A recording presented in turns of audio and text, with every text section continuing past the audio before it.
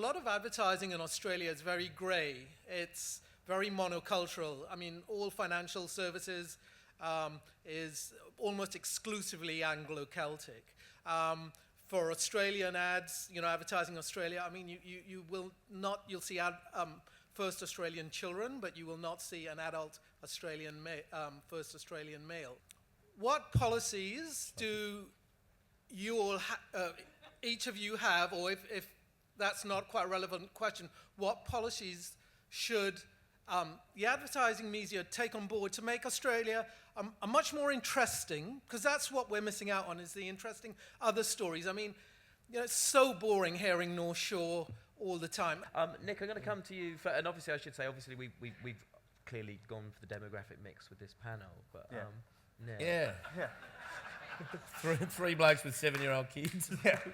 I'm the youngest. Look, so first of all, when we made that, you'll find actually in that there is an Aboriginal elder, and he plays a great role because he tells these stories about from where he comes, which is out at Cape Levesque, and his name is Brian, so he's in there. And just on the other side of that, we're actually making a film about trying to mainstream a lot of the Aboriginal people in this country and the Aboriginal tours, the Indigenous tours that have been done, because it shouldn't stick out. It should be something, it doesn't want to be just a picture of an Indigenous elder who's drawing lines in the sand, right? It's got to be about how relevant they are. And the only way to make this relevant right now, is not to sideline it and make it a separate stream, but it's to mainstream it and to bring it together. So we are very active about making some films at the moment to try and bring those experiences together. And I hope that the film that we portrayed in Australia has Aboriginal and white kids all playing together, is part of that story. I'll defend Nick. I think Tourism Australia do an amazing job in promoting the diversity and the multiculturalism and also the original Australians. So kudos to Tourism Australia. I don't know whether I've got a blind spot, but I don't see it. We as a business and what we do, we employ people right across every group. I've got, I don't know how many ethnic groups represented in my office. It may be different in advertising, but I genuinely don't. I don't see it as an issue in my workplace, and I certainly hope it's not an issue in our work, because we proudly work across everything and with everyone. The pioneers get the arrows and the settlers get the land, right? Now, we are acting on behalf of our clients, not ourselves. This is not our call. Okay? So if you should ask the question of the people commissioning the work, why is there not cultural diversity in the advertising I see on my screens? Why is there not cultural diversity in the programming I see on my screens? It's a much broader question than one you can just put to the marketing and advertising industries. We're a very reflective industry. We don't lead, we actually reflect what we believe is going to work in the marketplace at any particular point in time. I'm not defending it, I'm just telling you the way it is. It is very pragmatic. I think our default should be leadership. I think following is not enough, and it's an excuse, really. The US are probably the poster child for embracing diversity and regulating diversity, not just in content creation, but also staff profiling, and how I know our organisation in the US have diversity quotas that they have to meet. And if well, it does make it interesting. It makes it challenging as well as interesting. So that's.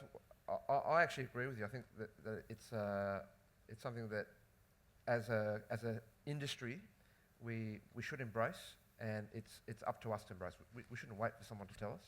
Yeah. The same could be said about the dollars side of the industry, which is close to obviously our business, and that is 40% of Australia has English as a second language or comes from origins of non-Australian or non-Anglo heritage. Yet the profile of media dollars to connect with Australia is, I think we'd be lucky to have 3 or 4% of total ad spend being diverted into ethnic media. And I think the role models and the examples in our industry are the government bodies. All government bodies have quotas. somewhere in the 7.5 to 8% of total activity should be diverted into ethnic media. When you do that, it also lends itself to express creatively with a cultural lens and a cultural filter, which I think adds a whole layer of depth in terms of creative storytelling, which I think is really rich. Why not express your own opinions to the world that you deliver your creative messages to with the creativity that you possess? Well, I hope you do. Yeah. Well, look, I've got- go. Can I answer that? So I've actually got a good answer. We're currently doing best jobs in the world. We've had 612,000 applications from around the world, tens of thousands of videos that have come in. Let me tell you, some of these videos that I've seen, the tools that people have got to express their own creativity, a lot of people could do that. And I agree, people can go out there and set themselves up to do that. So I've seen it, it's out there, people should go and do it. We are advocates. Okay, that's what we do. We apply our abilities to someone else's cause. And most do people... it to your cause. Sorry? But you have your own cause. Well, everyone's got their own cause, but we're also, earning money to actually represent clients. We do that to the best of our abilities. And look, most good people have got personal projects as well. Most good people, you do not distance your personal belief systems, your personal creativity from what you bring to clients. It colours it. You can't help but do that. But one of the first things you learn in this industry is you come in thinking you know everything, and early on in the piece, your work usually stinks the place up because it's too much of you. You are writing to yourself, for yourself, about yourself, and your personal experiences, which is wonderful for an artist, terrible for a person who works in advertising. We need to connect a consumer. I hate that word. Me too. We need to connect a certain person with a brand story, and if they see us in it, we've screwed up. It's not about the individual. We are creating something that's not from ourselves, but everything we know and everything we learn colours what we make. So, a little piece of yourself is in everything you make, and you do get emotional satisfaction from that, but it's not personal creativity.